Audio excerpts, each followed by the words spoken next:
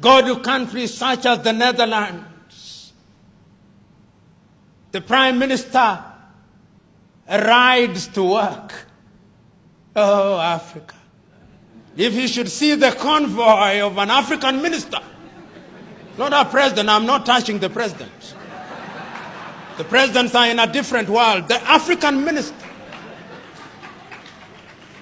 The African minister will never queue. Oh, he's anathemic. Oh, the African minister is a demigod. Oh, Africa.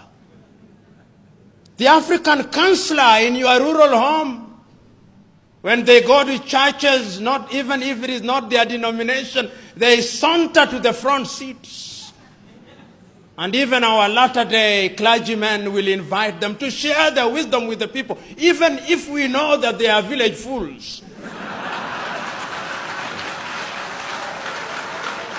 But if you will look at our struggle since the 60s, you will see nothing but betrayals by the petty bourgeois elements in our society.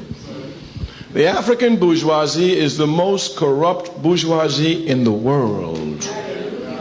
In Africa, they seek luxury in the midst of mass suffering. There are more Mercedes in Africa than in any other continent in the world. In America, as soon as they arrive at a position based on this blood of the people, they snatch that position and run away from the people. But you must not think that they represent the people. They only represent their opportunistic self, using the people every step of the way. So you must not be confused. I'm a baby boomer. I was born just after the war. We've probably had the longest period of peace and prosperity globally, I would say, from that time.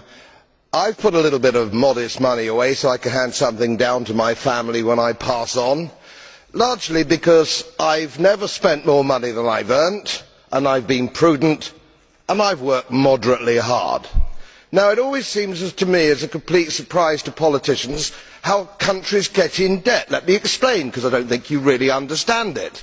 It's because politicians consistently spend more money than they raise in taxation, more money than they can possibly raise in taxation, most of which, in point of fact, they actually waste. The reason we're talking about countries which are broke, and they are broke, is because their ridiculous, ineffective, ignorant politicians consistently spend more money than they can raise, and then they borrow, and worse, they then print money, because politicians and their central banks have a machine which prints money. You do that as a private citizen, and it's a criminal offence. You would go to prison for doing that, and politicians and their central banks do it all the time. Let me explain to you that these countries are broke, and they're broke because of their own stupid leadership and politicians, and it's immoral to ask ordinary taxpayers of any country to pick up the tab for failed politicians and failed banks. They are defaulted, they're broke. For God's sake, let's all of us admit it.